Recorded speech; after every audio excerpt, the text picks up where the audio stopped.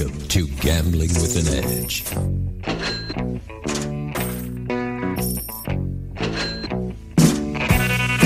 now, here are Bob and Richard. Good afternoon. Welcome to Gambling with an Edge. I'm Bob Dancer. And I'm Richard Munchkin. Our guest today is former co-host of this podcast, also known as the Wizard of Odds, Michael Shackleford. Mike, welcome to Gambling with an Edge. Thank you. Thanks for having me back. It's a pleasure to be here. On this show a few weeks ago, we spoke about the Ocean Magic Bonanza on New Jersey online casinos. So, Mike, were you involved in all of that, and what can you tell us? What I can tell you is that I was hired by somebody who was in on this play to help come up with a expected return for the initial situation that the bubbles were in that they played. As you may have discussed last time, for every player at every denomination, the screen started in exactly the same place, including the bubbles. So it started out in a very advantageous position, and I was hired to figure out what that advantage was. And as long as I did all that work, part of the deal was that after the play was over, I would be allowed to write about it, which I did. My analysis of Ocean Magic is up on my website, and I'm prepared to talk about it now.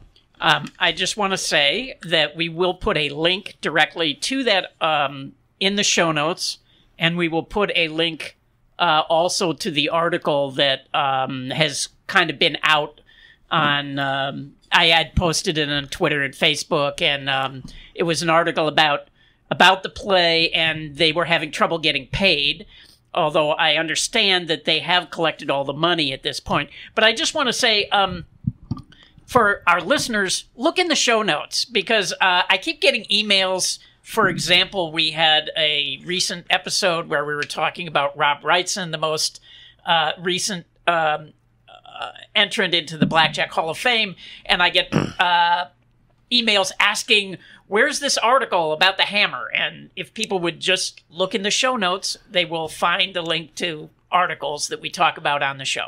Well, thanks for the link. I appreciate it. All right.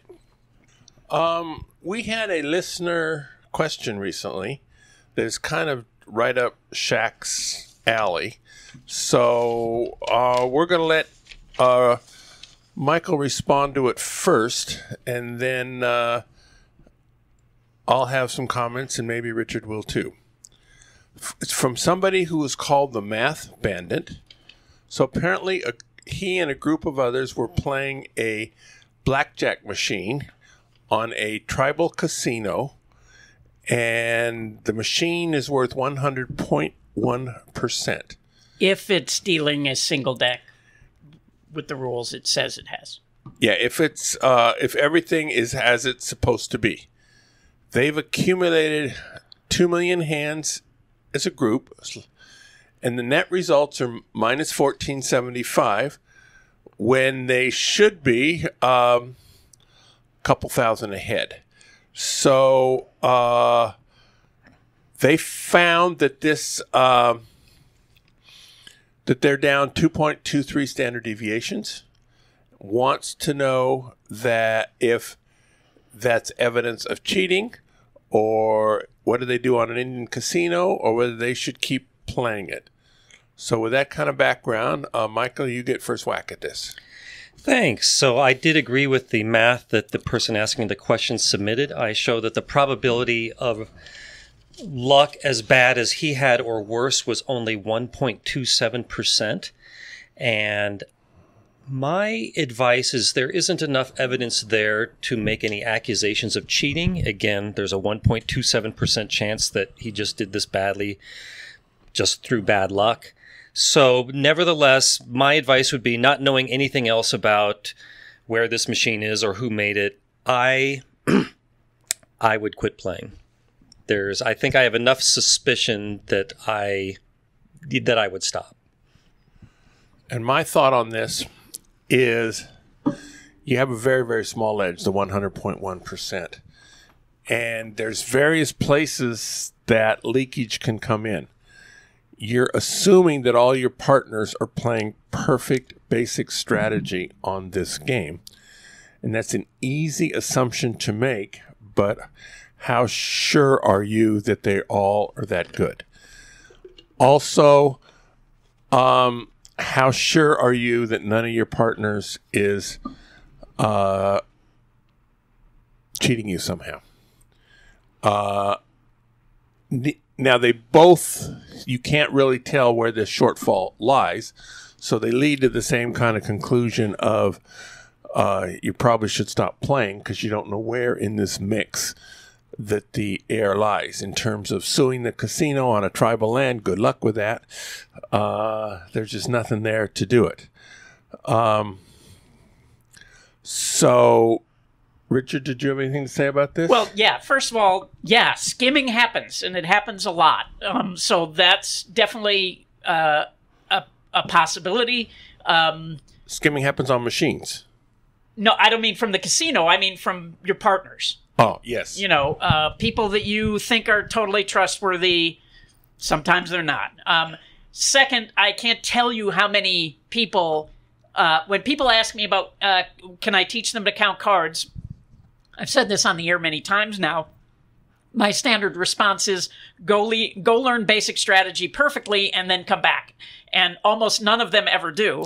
But the ones who say, oh, I know basic strategy. And I will then ask them, usually it only takes 2 or 3 questions before we find them making a basic strategy error. Like 13 versus a 2 or... something, yeah, a 7 versus a 3, whatever.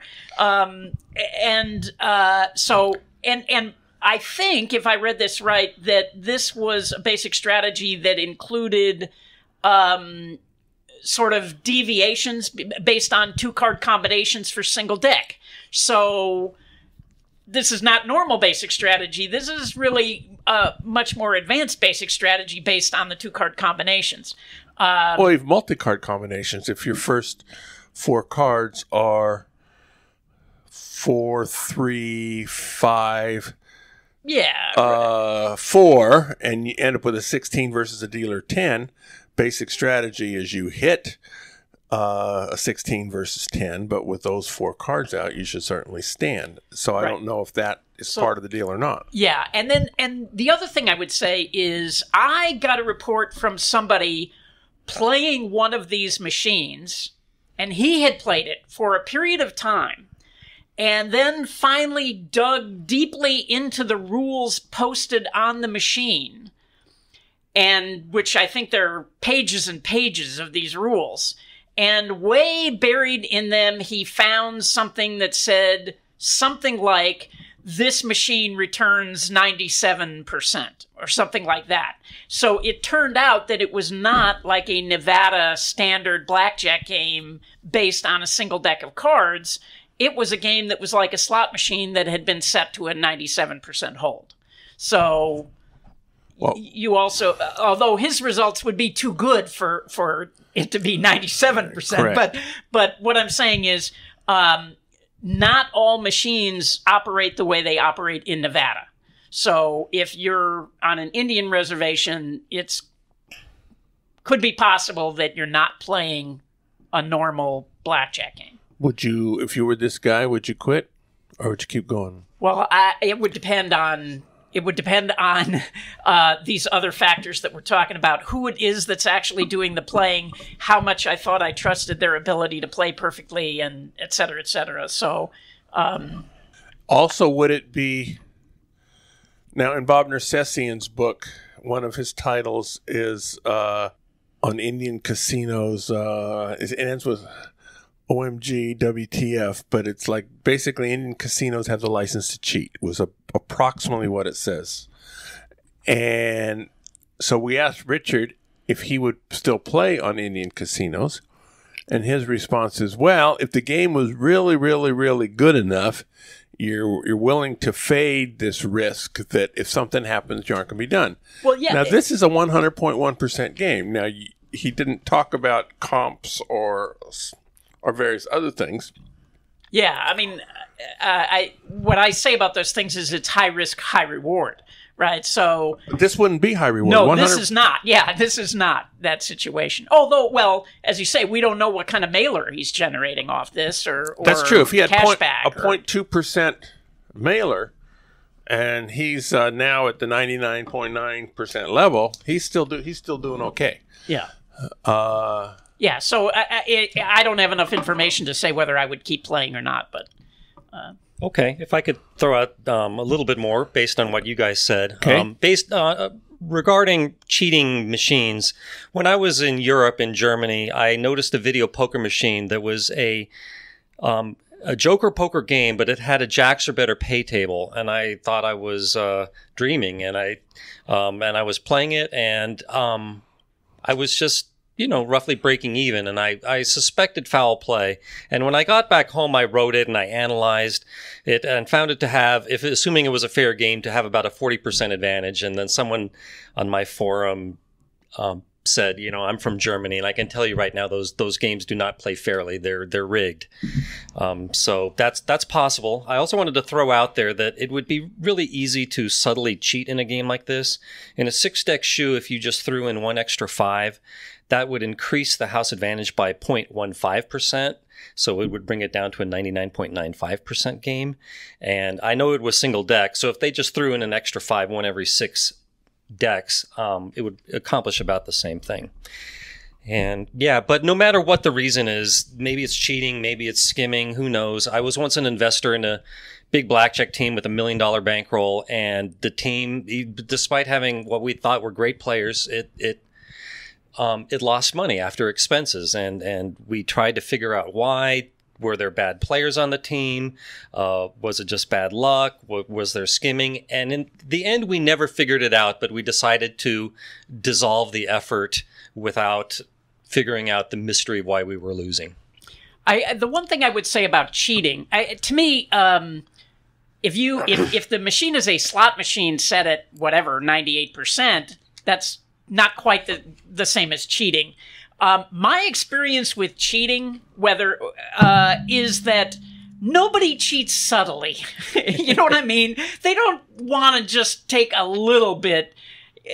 They want to take a lot. So I think your results are too good for it to be actual cheating by the casinos, on the casinos side. So more likely is either bad luck, player skimming, or player errors in your mind. Yeah, that in my mind, that's one of those. All right. We're posting this right when March Madness is beginning. Wait, before we get into that, Yes. weren't we going to talk more about Ocean Magic? What else would you like to talk about on Ocean Magic? Well, I think Mike has a lot to say about this, Yes, right? Yeah. I would be happy to explain my strategy for playing Ocean Magic. Right. A lot of people are playing this in live casinos. So, yeah, I think a lot of our listeners are interested in that topic. And there are also going to be a lot of listeners who complain that we shouldn't be talking about it because somebody already told them and they don't like now that other people are getting into the game. But Okay, I skipped that due to too much detail for radio, and his article, which presumably has the same information, is going to be posted in the show notes. But Richard, if you think it's a good idea, let's go. well, I think we can cover at least what people should be looking for. All right, I will try to keep this quick. To summarize the game has 4 rows, and randomly these wild bubbles appear on the screen. They're not on real strips. Somehow the game randomly decides, let's put a bubble here. And then every spin after a bubble is placed, it moves up 1 row, but you still have to make a bet. And so if a player abandons bubbles, especially on the left side of the screen or in the middle of the screen, it can result in a very big player advantage. It's the same principle as Ultimate X. It's a multi-state game that can get abandoned in a good state. So the bubbles are wild. Yes, right? the bubbles are wild. And, okay, there are 2 modes in this game. You can play it normally, which is called Wild Bubble mode, where you can only get a wild bubble on the bottom of the screen. And there's also Bubble Burst mode, where you double your bet, but it does not double the pay table. It actually goes to a slightly stingier pay table. But then bubbles will randomly just kind of explode onto the screen. And these bubbles are, again, sticky, and they move up 1 position every bet. So, and also there's another rule that's important, that if a bubble lands on what I call the logo symbol, that it expands to every bordering position on the screen, both vertically, horizontally, and diagonally, assuming there are positions there. So it's really lucrative to know you're going to have a bubble in the middle row because it'll expand in the middle 2 rows in the middle reel, not only because it will expand in all directions, but there are a lot of logos on that reel. So let me get to the strategy. In regular wild bubble mode, where you don't need to double your bet, if you know you're going to have a bubble on the next bet anywhere in rows 1, 2, or 3, then you bet. If you have 2 bubbles in reel 4, then you should bet. And reel 5 has nothing to do with it. And it's that simple for wild bubble mode. Basically, anywhere a bubble on reels 1, 2, and 3. And before I go on, let me say that this analysis is based on me basically constructing my own Ocean Magic game and running it through simulations. I do not know how the actual game was programmed. I just made it so that my game hit an 85% return, and it basically played according to, shall we say, normal conventions in slot machine design. Going on, in bubble burst mode, where most people play, I find that if you're going to get a bubble anywhere in reel 3, you should play. Anywhere in reels 1 and 2, in rows 2 or 3, you should play. And in reels 1 and 2, let's call reels 1 and 2, rows 1 and 4, maybe positions, and every position on reel 4. If you get 2 bubbles in maybe positions, then you should play. And I know I went over this all really fast, but it's all on my website.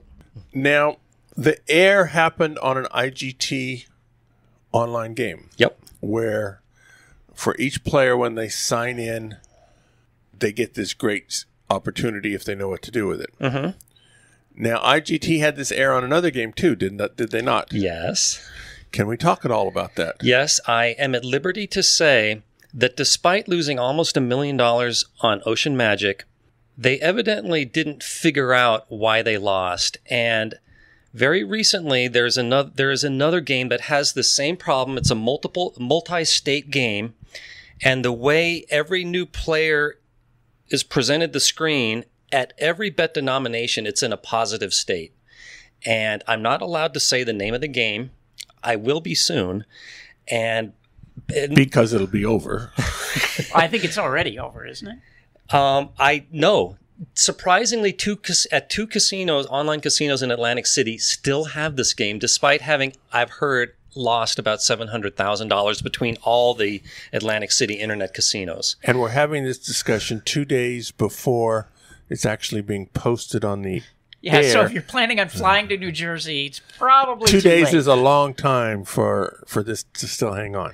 Well, I find it amazing that they could have lost almost $1 million on Ocean Magic and not ask themselves, how did this happen? They pulled the game down. Don't blame them for that. But the fact that they still had other games where multi-state games where the first spin was in a positive state, you know, I never cease to get surprised by mistakes made in the industry. Yeah. So, yeah. I would also just say that if you decide to go, play this in casinos, they are barring people for playing slot machines these days, and you got to have a little bit of common sense and cover. If you walk into the casino, go directly to these machines, check all the different denominations on the screen, and then walk to the next machine, you're probably going to get barred pretty quickly. So, give some thought to what it looks like to surveillance when you're out there trying to play. I know a lot of vultures that go around vulturing Ocean Magic and similar games, and Ultimate X and various. Yep. And I think it's probably more difficult to get kicked out than you make it out to be. But I think that if you smooth it over a little bit, I think your longevity will be pretty good. All right, we're posting this on the first day of the not the Final Four, but Madness. March Madness. There we go. Other than 2 play-in games, which are going to be teams that lose in the first round, probably. So the question always is, What are the odds of a perfect bracket? A few years ago, Warren Buffett offered $1 zillion if you could come up with a bracket. Nobody did. But since then, he has removed that bet. So, Michael, have you played with this at all? Yes. One of my many pet peeves that happens at this time of the year is the news media starts talking about the perfect bracket, and they love to talk about this prize that Warren Buffett throws out there for $1 million a year for life for any of his employees that submit a perfect bracket. And they usually say in the news media that the probability of a perfect bracket is this number that equals 1 in 2 to the 63rd power, which assumes that you are picking each game randomly, like flipping a coin. So I don't think even though there's 66 teams rather than 64. I think that for these brackets, they don't expect you to do those extra games, but I'm not sure. And also, that's assuming that a 16 seed is 50-50 against a 1 seed. Well, that part is true, and that's what Shaq was saying. But there are more than 64 teams. Yes.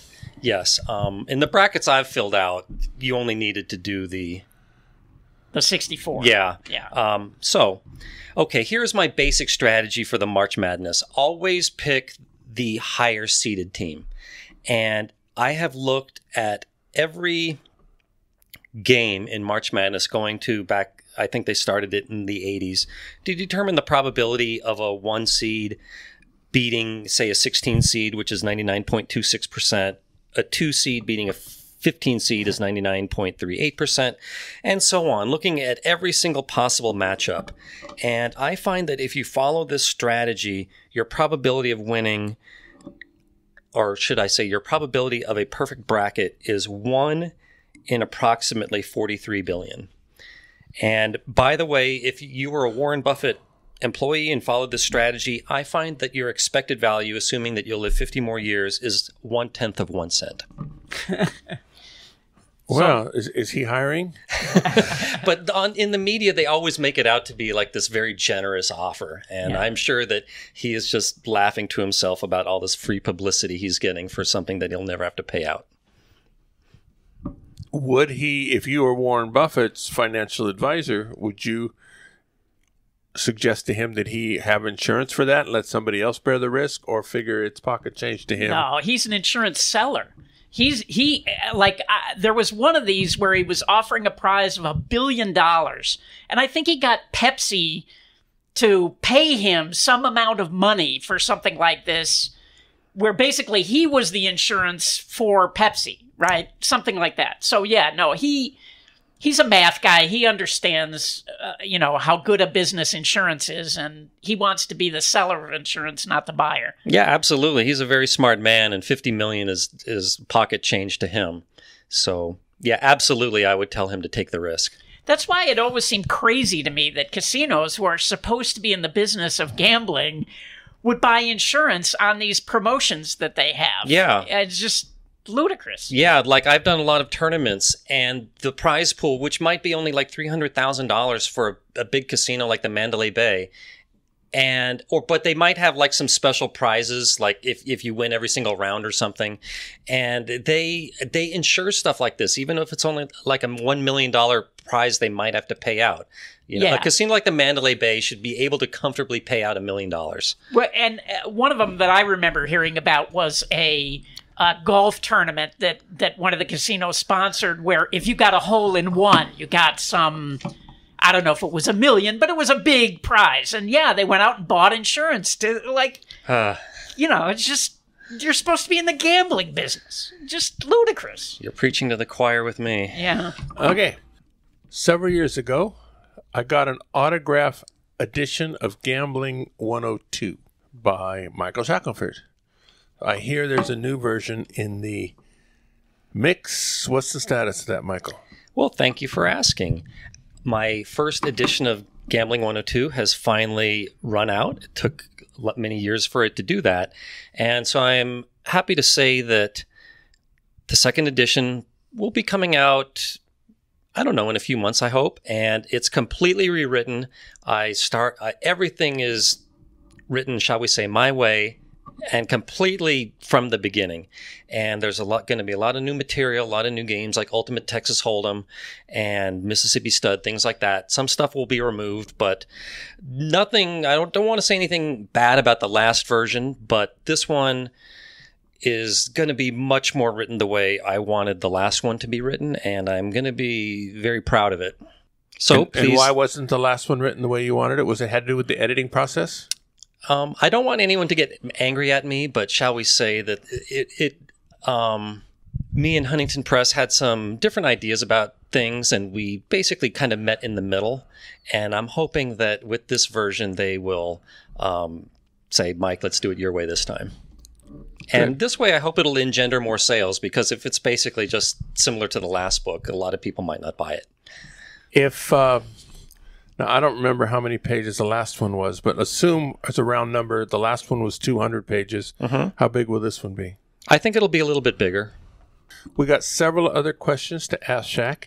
Before we do that, we're wait. I have one more question about the book. You know how our guests hate to talk about whatever it is they're promoting, but so you mentioned that there's going to be things like Ultimate Texas Hold'em and Mississippi Stud. Do you talk about advantage play, or are you just talking about basic strategy and the math behind the games? It's mostly basic strategy and the math behind the game, and I do touch on some advantage play, but it's targeted towards the smart recreational player. That's why it's called Gambling 102, not Gambling 101. Why isn't it called Gambling 103? Because it certainly is after Gambling 102. Who knows? I would like to do a Gambling 103. It might encroach kind of on James Grosjean's space a little bit, and I also wouldn't mind doing a Gambling 101 for the more beginning player. But so far, I've only been asked to do 102, so that's what I'm concentrating on. Yeah, the Gambling 101 probably encroaches on Gene Scott's territory. Yeah, and there's so many elementary books on gambling already that's why I wanted to do something a little bit different. All right. The South Point has more than 10,000 games, returning more than 99%. This is more than anyone else has. In March, the promotion is for players who already received mailers. Instead of getting your usual amount of money 4 times, Tuesdays through Thursdays, now you pick up your normal free plays Monday, Tuesday, or Wednesday, and if you do, you get an identical amount Friday or Saturday of the same week. Pick up all 8 free play offerings, and you get another one twice as big on Monday, April 1st. No fooling. At videopoker.com, it is the best place to play lots of games. If you sign up for the gold membership, $8.95 a month or $79.95 a year, this allows you to get correction on many of the games. One of our listeners wrote in and said, "What do you mean corrections?" And what I mean by corrections are, it'll tell you if you play the hand right or actually wrong. So if it's 2 high cards and a 3-card straight flush of however many gaps, however many high cards, the choice is going to be between the straight flush draw or the high cards, and sometimes one's right and sometimes the other's right. If you make the wrong play, it will come out and tell you it's wrong. So that's what we mean by making corrections. The game of the week is Bonus Streak Ultimate X. This is a 10 coin per line version of the game. Like every Ultimate X games, you earn multipliers in this hand to be played off next time. Compared to regular Ultimate X, the multipliers are much harder to get. In regular Ultimate X, you get a multiplier on high pair and higher. In bonus, it's 3 of a kind and higher. It happens that you're going to get multipliers approximately 1/4 as often on this game as you do in regular Ultimate X. The unique thing about this is when you get the multipliers, you get a series of multipliers. So it could be an X 3 times, could be the next 5 times of this multiplier grows. And should you get a multiplier on the same line that you already have a multiplier on for the rest of its stream, you're going to get a 12x multiplier. Now, the Wizard of Odds, Shaq's site, has worked out and published a strategy for the 8-6 Jacks or better 10-play version of the game. This is a generous gift to player community. The game, however, only returns 98.74% when played perfectly and 98.65% using the Wizard's simplified strategy. Except for a highly unusual slot club and promotion, this is way too low for profitable play. I'm not blaming Shaq for picking out a low-paying game to analyze. He actually picked out one of the very highest ones. The game was created during a period where Videopoker.com was not creating any games that returned more than 99%. Fortunately for players, this period has ended, and the new games out will be found in versions higher than 99%, at least possible, but not Ultimate X bonus streak. All right, we're returning to Michael Shackleford. Burning Man. Mm-hmm. This is a week-long, I think, event in northern Nevada. I hear you went to it, trying to go again. Maybe we'll go again. What can you tell us about this that would be interesting to a gambling community? All right. About how much time do I have? 3 minutes and 47 seconds. Okay. Last year, I'm happy to say I finally did make it to Burning Man. I've always wanted to go for a long time, and the opportunity came up, and I seized it, and I had a great time. I'm not saying that everyone would like it. If you don't like getting dirty, and you like eating well, and you don't like using porta potties, you may not like it, but those things didn't bother me. And it's the most unlike the real world experience I've ever had. But I also want to add that for 2019, the tickets are going to go on sale April 10th. Last year, they sold out in about half an hour. You can only buy 2 tickets in this sale. So if you have any thoughts of going, or you're friends with someone who wants to go, this would be a great opportunity to do them a favor and attempt to get tickets on April 10th. And I bought someone else's ticket last year, so I don't know too much how it goes. But first, there's a couple hoops you need to jump through first. First, you need to register for a burning profile at burningman.org. And then you have to, between April 3rd and 5th, register for this sale where you submit your credit card and whatnot. But then April 10th, I believe it's just basically chance. It's you just need to click the certain button and hope you get through. I think it may help your odds if you try to get through on multiple devices at the same time. And yeah, so April 10th. Remember that. Everyone who wants to go to Burning Man or think you may go to Burning Man or you have a friend who wants to go. Did you have an RV? We rented one. And I personally slept in a tent most of the time because the RV was rather crowded. And, but yeah, it does get hot there. And most people do use a trailer or an RV. Hot and very dusty, right? Prone Yes. to dust storms. Yes, there was a what I thought was a pretty bad one night where dust even got inside of our closed ice chest.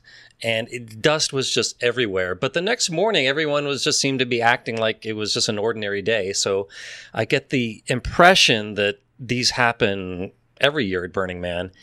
But it's supposed to be tough. It's supposed to be challenging your survival skills. And I think that's just part of the experience. And you have to embrace being uncomfortable and dirty.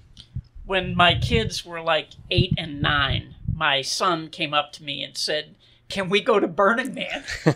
And I just started laughing. I was like, "Where did you hear about Burning Man?"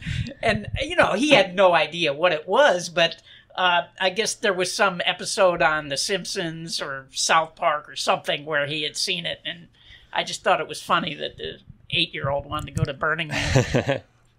I assume he didn't get to go that year. No, it's something I've wanted to do, but I never have, so... Well, and it's harder and harder. It used to be much easier years ago. Yeah, it is difficult, but I may have room in my group if either of you are interested. We'll let you know. Back when you were a host or co-host on this show, Michael, every year you used to talk about betting on the Academy Awards. And the general philosophy at that, it used to be, as I recall, is whoever the favorites are, whatever the odds are, bet the favorite, and over time you'll come out money ahead. Mm-hmm. Now, is that still your philosophy on betting on the Academy Awards? After this last one, I'm afraid not. I used to routinely just bet the favorites, and by favorite, I would like to lay 4-1 or more, and they just always hit. This is when I still had a Pinnacle account, which is a great low juice internet casino, but they're unfortunately closed to Americans now. But after they closed, I took my action to Bovada, where I still did well, but you have to lay more juice there. And then some favorites started to not win. And this last one for Best Actress, I don't remember who won and who was supposed to win. No, the one who won was in The Favorite, and Glenn Close was like a 9-1 favorite to win and lost. And had I been betting, I would have lost the farm on Best Actress. So I am done with betting the Academy Awards. Just because of this phantom loss? Yes, I never had a really bad year before. I had some slightly losing years, but this one would have been terrible because you either lose a lot or win a tiny little bit. It's like betting the safety in the Super Bowl. So, yeah, I'm done with it personally. Speaking of bridge jumpers, I don't know if you saw, I posted an article today about a guy who laid $67,000 to win 670 that the Warriors would get to the playoffs. And, you know, as somebody pointed out on Twitter, you could take the money and put it into, you know, a T-bill and make more money in the 6 months or whatever it took to tie up that money with no risk. So, yeah, I just thought it was pretty insane to lay that kind of price for that length of time. Yeah, but T-bills are no fun. Yeah. You can bet on the 2020 presidential election right now, including things like Oprah Winfrey will not be the next president, and but you're only going to get like 0.1% of your bet. So why tie up that money so long? Speaking of, back, I guess it was the 2012 election. And you were the host at that time. I'm guessing that's when it was. We spoke a lot about the various places you could bet on the election and what the various updates were. Have you looked at the 2020 presidential election at this point? And there's only 594 days left. So. Yeah, I didn't come in prepared to talk about that, but you can bet on that at lots of internet casinos. You can bet on the party to win. You can bet on the candidate to win the Democratic primary. It's a little too early for me for the reasons you guys just said. I don't want to tie up my money for 2 more years. And yeah, but there's also, I don't believe, any reason why we can't bet on presidential elections here in Nevada, because they recently liberalized things that we can bet on. But so far, no one has been the first to try it. All right. So we're now going to have some of our listener questions that were addressed to Bob and Richard, and pretend like they were addressed to Bob and Richard and Michael.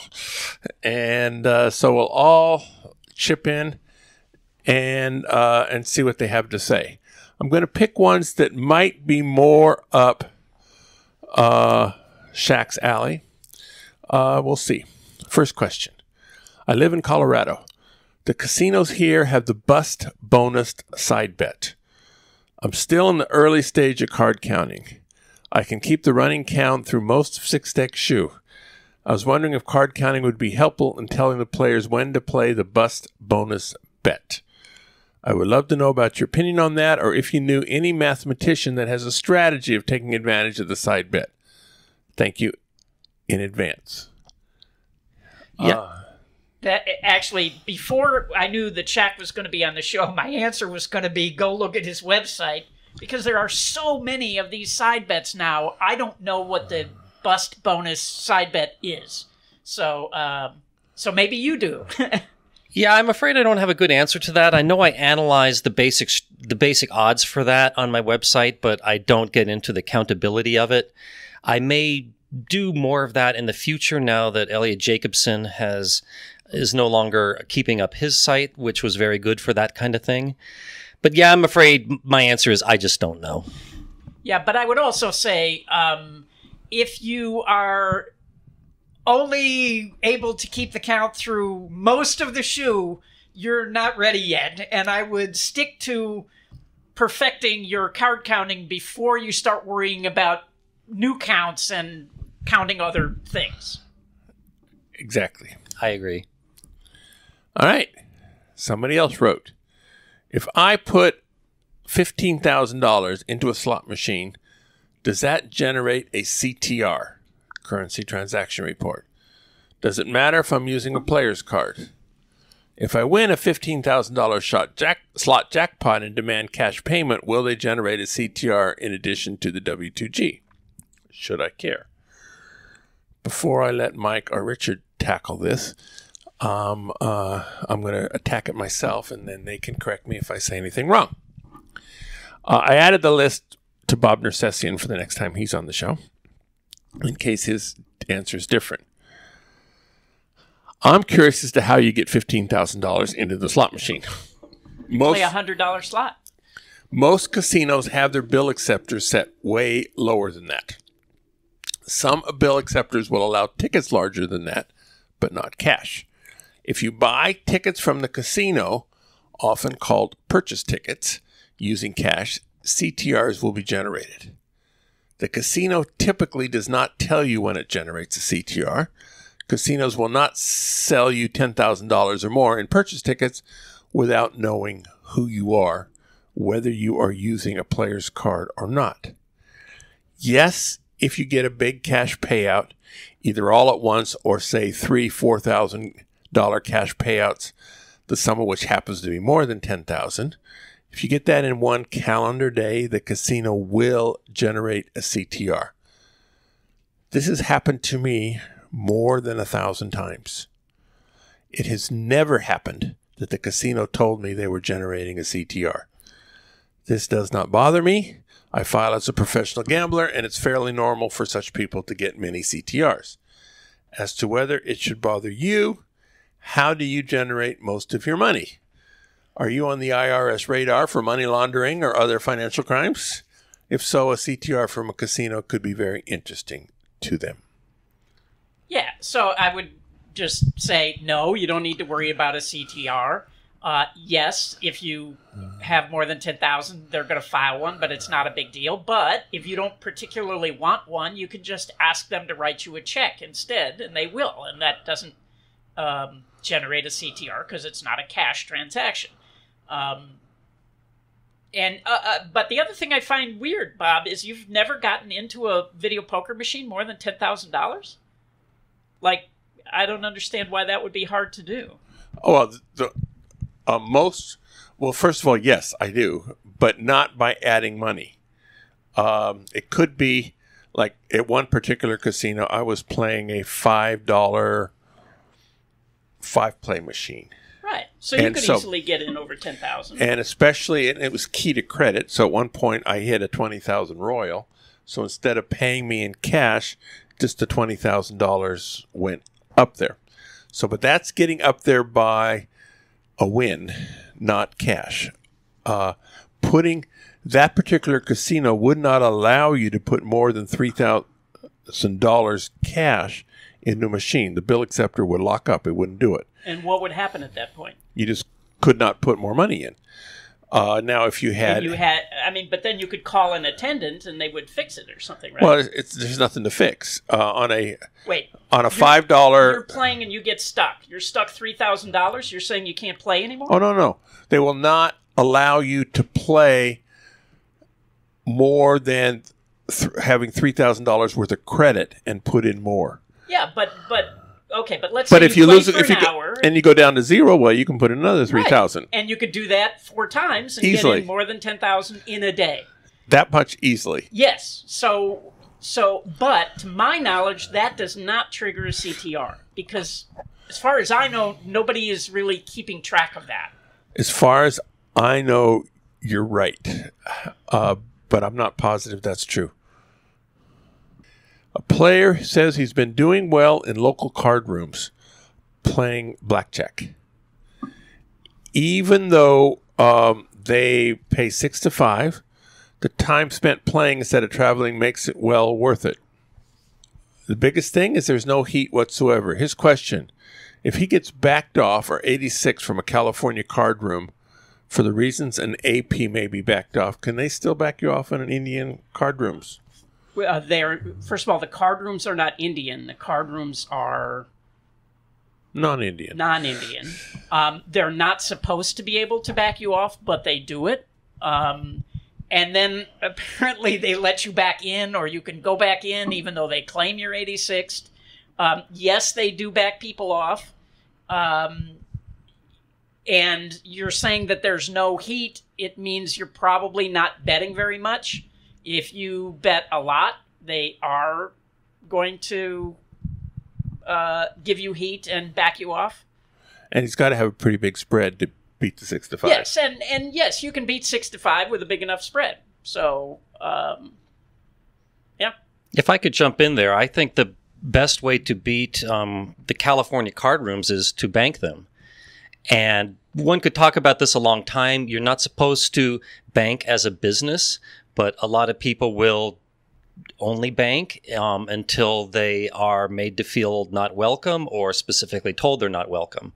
And yeah, you will get backed off for banking in a lot of places. Yeah, but it takes a really big bankroll, but I know a lot of people who have done it and done well. Yep.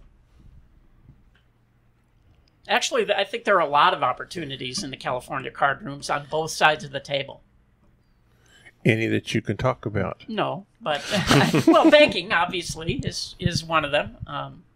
But you also have to be very careful because it is the Wild West, and there's all kinds of villains, thieves, and scoundrels in those places, and cheating happens often. That's why I phrase it as made to feel unwelcome, which was a way of saying I've heard of parking lot threats and things like that. Oh, yeah, that too. But also out-and-out cheating. Now, a lot of times there are these big corporations that are banking the games in California, and a lot of times the cheating is the people colluding to steal money from the corporations. But you know, I mean, money's money, and you're not immune, so. Okay. A while ago on this show, we mentioned that a certain Vegas casino questions you if you have a $500 chip. So this player knew not to do that. He was playing blackjack, and he cashed out for 14 blacks, $1,400. The cashier asked what game he was playing, and she made a phone call and simply stated blackjack 1400 window 3. Then she hung up. The player asked her what that was all about, and she said that was a procedure for either cashing out a $500 chip or the total cash out being over $1,000. What would be the reason for this? Do they go back and review the tape? Should I not play there for a while? He was counting but not playing rated. What's the reason for it? Casino stupidity. Did they review the tape? No. Now, if you showed up with, 30,000 in chips and they didn't know you as a player, then yeah, they might try to go find out more about you. For $1,400, they do that 1,000 times a day, even in places like the Gold Coast or whatever. So, no, they're not going to care. They just, I wouldn't worry about it. Well, if I could jump in. Yes. The casinos are required to follow the law that their chips are only supposed to be used for gambling purposes. And they generally don't like it if players are passing them between each others as just financial instruments. And there are laws against it. They're supposed to be used for just gaming purposes only. And a lot of people incorrectly think that a casino chip is a bearer instrument and you can demand to be paid. But you don't. They can ask you to prove that you were actually a player in that casino. And one time, in fact, with the story of this blackjack team I mentioned before, when the team dissolved, they had a bunch of $1,000 chips from the Red Rock. And I said, I live there. I'm happy to cash those in for you. And I cashed them in only like 2 at a time. And I was a player there, but not a really big player. And they recorded every single time I cashed them in. I didn't know this, but they entered it into their computer. And then after I went there, like on the 5th time... Were you using a player's card when you cashed them out? Or No, they never asked for one. Or no, wait, they must have asked for one because they were recording it in my file. And after I did this, like on the 5th time, they called over someone and she looked at the computer and she said, you know, we don't show you playing to the level that you keep cashing out these yellow chips. And then I said, well, what am I supposed to do with them? And she said, that's your problem. But at least she let me keep them. Some casinos might seize them. And what I ended up doing is I easily bet them off in the sports book. They didn't care. Yeah, I mean, there's kind of a famous story with Nolan Dalla, right, about the $5,000 MGM chip that he couldn't cash. So I think it was 10,000. I think it was 5,000, and he got it in a poker room at Bellagio, maybe. Yeah. And the MGM wouldn't cash it, and they indeed seized it, and he never got paid for it. So, and that was many years ago. So you try not to get it. All right, there's another question. Who has a question about the device rule? A player says he has a way of devising baccarat, and he used what the casino provided, which is including a pencil and paper. Could he be charged with cheating? So if you look at the way the law is written, at least in Nevada, then technically, yes, a pencil and paper is a cheating device. But since the casino is handing it to you and they're the ones printing it up, I don't think anyone would ever have the problem of being accused of cheating for writing things down on a baccarat slip or on a roulette, card. So, yeah, I mean, but again, if you look at the way the law is written, you could say that that is a device and that it's technically cheating. I agree with you, but I think it betrays common sense that they would press charges if you were writing on a piece of paper and that they actually gave you in a casino pen. Yes, although if you took that same baccarat card and same pen over to the blackjack table and started writing things down, it would be a different story, probably. I mean, first of all, they wouldn't let you do it at the table. And by the way, in most places now will not let you do that at the roulette table. Like, recording the results at roulette now will get you thrown out of many places. Really? So, yeah.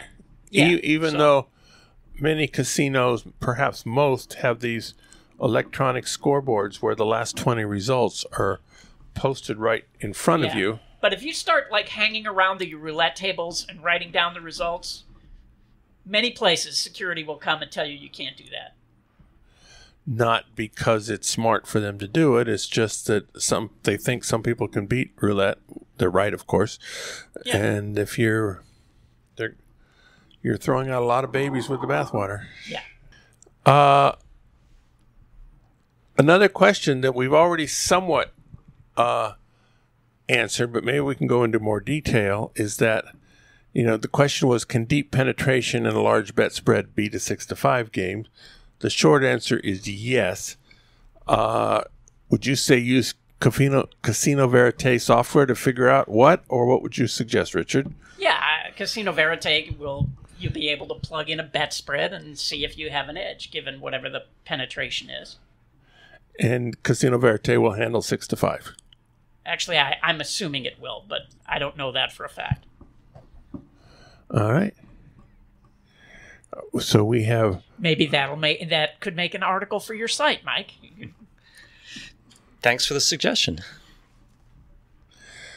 To look up whether Casino Verite would handle 6-5. Or I might do it myself. Yeah, right. Exactly. Yeah. Although so many of the places are dealing 6-5 out of a CSM now, so...